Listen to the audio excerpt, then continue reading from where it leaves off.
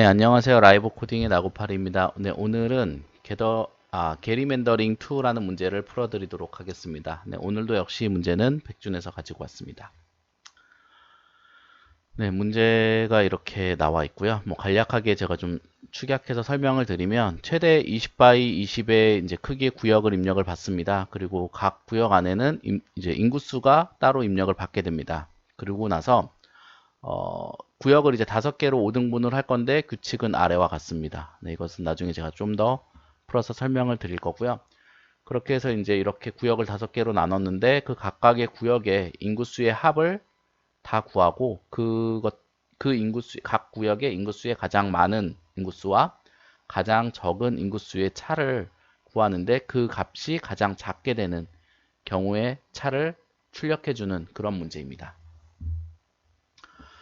네, 그래서 이제 뭐 기준점 XY와 뭐 D1, D2를 정해야 된다라고 하는데요. 이 20바이 20, 지금 같은 경우는 7바이 7이긴 하지만 이 20바이 20의 맵 공간에서 X 값과 Y 값, 그리고 D1과 D2의 값을 정해야 됩니다. 네, 이런 형태의 범위 안에 있는 만족하는 X, Y, D1, D2 값을 네, 정하셔야 되고요.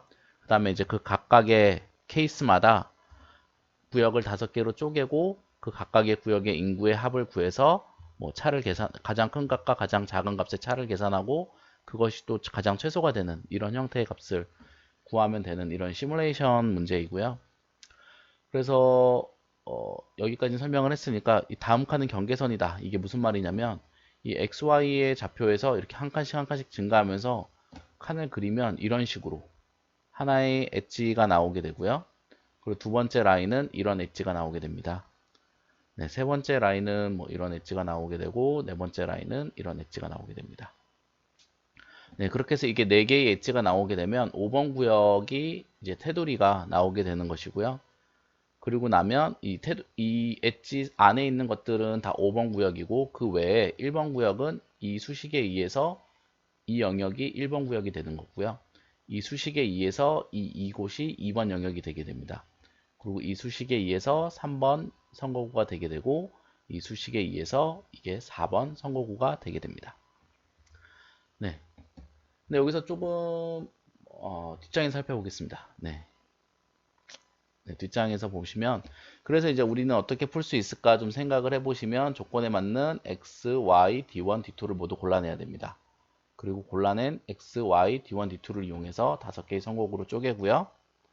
그 다음에 각 선거구의 인구의 합을 구하고 가장 큰 값과 가장 작은 값의 차를 계산해서 이것들을 이제 반복을 하면서 그 결과가 가장 적게 되는 값을 저장했다가 출력해주면 되는 그런 문제입니다.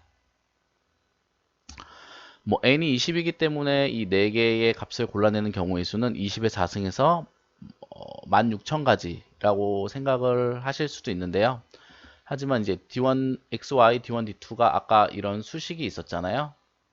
이 수식에 만족하는 아이들만 골라내면 되기 때문에 그 결과는 16,000가지보다는 좀 작을 겁니다. 그런데 이제 확실히 계산하는 방법은 저도 잘 모르겠어서 이제 코드를 이용해서 그냥 계산을 해봤습니다. 제가 나중에 이제 코드를 짤 때 한번 보여드릴 건데 코드를 이용해서 이런 경우의 수가 몇 개가 나오는지 그냥 계산을 해서 돌려봤고요. 그래서 n이 가장 큰 20일 때 1830가지 네, 뭐 한 6,000 정도, 6,000가지 정도, 한 5,000가지인가요? 네, 그 정도 좀 줄었는데 어쨌거나 10,000가지가 좀 넘는 경우의 수가 나오고 그 다음에 매 한 케이스마다 이 10,000가지의 케이스마다 그 인구수의 합을 계산하기 위해서 20바이 20 총 그 맵의 사이즈가 20바이 20이라고 했으니까 그만큼의 또 연산이 비례해서 필요하게 됩니다. 그래서 대략적으로 계산을 하면 430가지, 430만 가지. 네, 그래서 이제 뭐 그냥 이대로 하면 될 것 같아 가지고 더 이상 최적화를 하지 않고 뭐 이대로 문제를 풀어 드리도록 하겠습니다.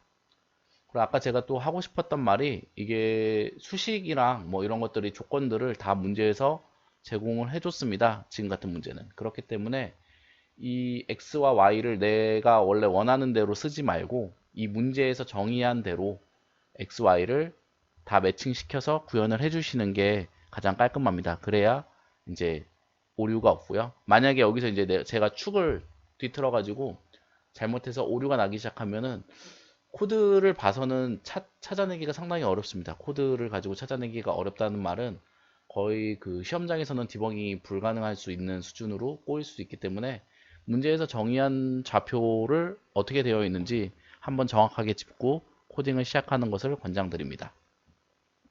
그래서 보시면 뭐 우선 문제에 이렇게 되어 있습니다. 문제에 이렇게 되어 있기 때문에 유출을 하기에 x는 이렇게 증가하게 되고요. y는 이렇게 증가하게 됩니다. 네. 보시면 뭐 4,2라고 했으니까 여기 좌표가 2,4가 죄송합니다. 2,4라고 했으니까 여기 좌표가 2,4가 되려면 x가 2인 거고 y가 4인 거가 되고요. 여기서 똑같이 x가 2고 y가 5일 때 여기에 좌표가 되려면 뭐 x가 이렇게 증가하는 거고 y는 이렇게 증가하는 형태가 되게 됩니다. 그리고 D1이 3이라는 말은 이렇게 3칸 내려간다는 거고 D2가 2라는 말은 이렇게 2칸 내려간다는 것입니다.